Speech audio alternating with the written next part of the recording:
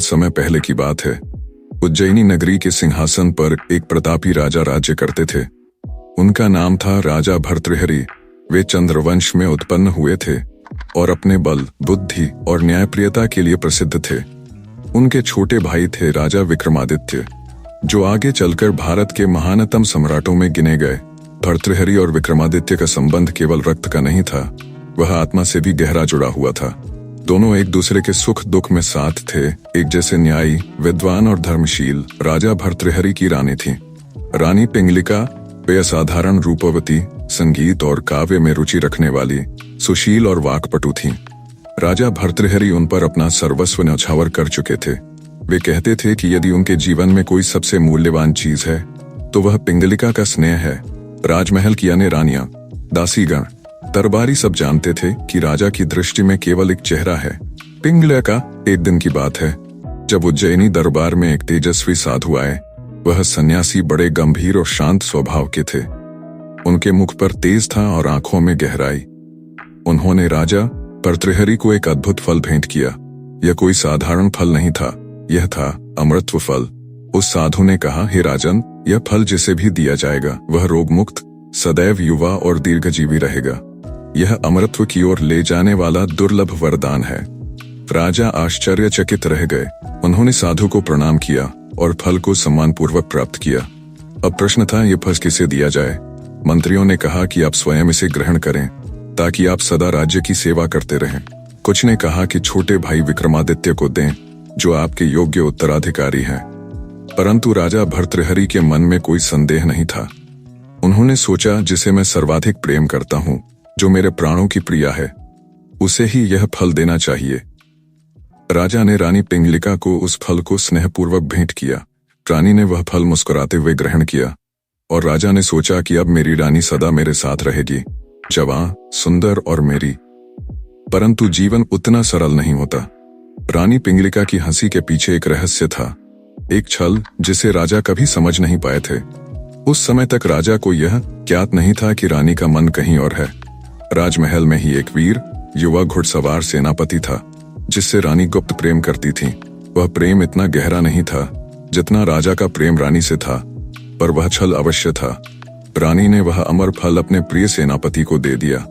सेनापति चकित हुआ, पर प्रसन्नता में उसने वह फल एक दासी को दे दिया और वह दासी किसी बहाने से वह फल राज दरबार में ले आई। वह फल घूमता हुआ अंत में पहुंचा विक्रमादित्य के हाथों में। विक्रमादित्य ने वह फल देखकर चकित होकर भर्तृहरि को दिखाया और कहा, भैया, यह वही फल तो नहीं जो उस योगी ने आपको दिया था? भर्तृहरि ने पहचान लिया। वे स्तब्ध रह गए। उन्होंने सेनापति से पूछताछ की और धीरे धीरे सारी कड़ियां जुड़ती चली गईं। उन्हें ज्ञात हुआ कि जिस फल को उन्होंने प्रेम की सबसे पवित्र निशानी मानकर अपनी पत्नी को अर्पित किया था, वह फल अब उनके हाथ में था। पर अनेक हाथों से घूमकर एक क्षण को राजा का हृदय टूट गया। उनके विश्वास, प्रेम, श्रद्धा सब चूर हो गए। रानी, जिसे वे देवी मानते थे, वही अब उनके लिए भ्रम और छल की मूरत बन गई। भर्तृहरि ने रानी से कुछ नहीं कहा। उन्होंने न कोई दंड दिया, न क्रोध प्रकट किया। वे बस मौन हो गए। राजमहल में सन्नाटा फैल गया। भर्तृहरि अब पहले जैसे नहीं रहे। उन्होंने दरबार जाना छोड़ दिया। राजकार्य से मन हट गया। वे एकांत में बैठने लगे, ध्यान में डूबने लगे। विक्रमादित्य ने यह परिवर्तन देखा और समझा कि कोई गहरा घाव भीतर बना है।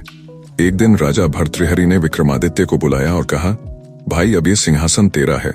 मैं मोह की जिस आग में जल चुका हूँ, वहां से लौटना नहीं चाहता। मेरा पथ अब भिन्न है। मैं सत्य की खोज में निकल रहा हूँ, उस सत्य की जो छल से परे है। विक्रमादित्य स्तब्ध रह गए। उन्होंने बहुत प्रयास किया कि भर्तृहरि ठहर जाएं, पर राजा अब योगी बन चुके थे।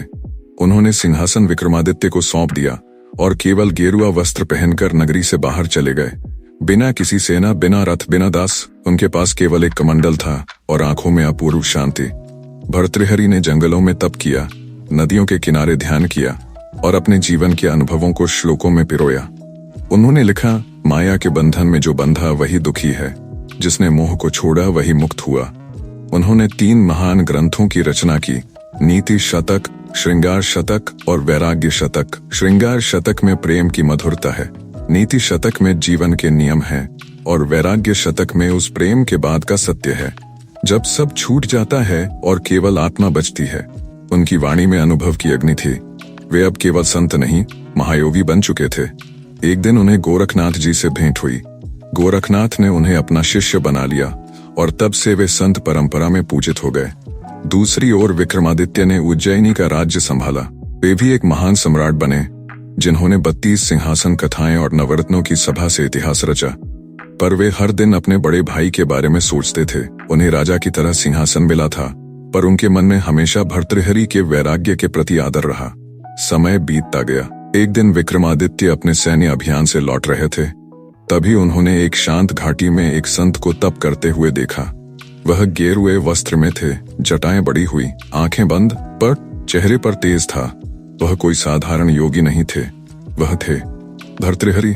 विक्रमादित्य तुरंत घोड़े से उतरे और अपने बड़े भाई के चरणों में गिर पड़े। वर्षों बाद भर्तृहरि लौटे, एक योगी के रूप में, झुकते कंधे, शांत मुख, पर आंखों में दिव्य तेज। विक्रमादित्य उन्हें देखकर नतमस्तक हो गए। चंद्र ने उन्हें देखकर कुछ नहीं कहा, बस उनके चरणों में गिर गया। भर्तृहरि ने कहा, जिसे मैंने सेवक समझा, वह अंततः सबसे बड़ा स्वामी निकला, क्योंकि तूने प्रेम में सच्चाई दिखाई, न डरा, न छिपाया और न स्वार्थ किया। तू ही सच्चा भक्त है। उस दिन भर्तृहरि ने विक्रमादित्य और चंद्र दोनों को आशीर्वाद दिया और कहा, सत्य वही है जो भक्ति से उपजे, छल से नहीं। जो छोटा दिखता है वही बड़ा होता है, जब उसका हृदय निर्मल हो। यह कथा हमें सिखाती है कि राजा हो या सेवक, प्रेम जब सच्चा हो तो वह डरता नहीं, और जब प्रेम में छल हो तो वह टिकता नहीं। चंद्र जैसे साधारण सेवक हमें यह सिखाते हैं कि ईमानदारी, भक्ति और निर्भयता ही सच्चा धर्म है। राजा भर्तृहरि की तरह जब व्यक्ति भीतर से टूटता है, तभी वह आत्मा से जुड़ता है। यह थी राजा भर्तृहरि, रानी पिंगलिका, विक्रमादित्य और सेवक चंद्र की एक अमर कथा, जो युगों तक भक्ति, विश्वास और आत्मज्ञान का दीपक जलाए रखेगी।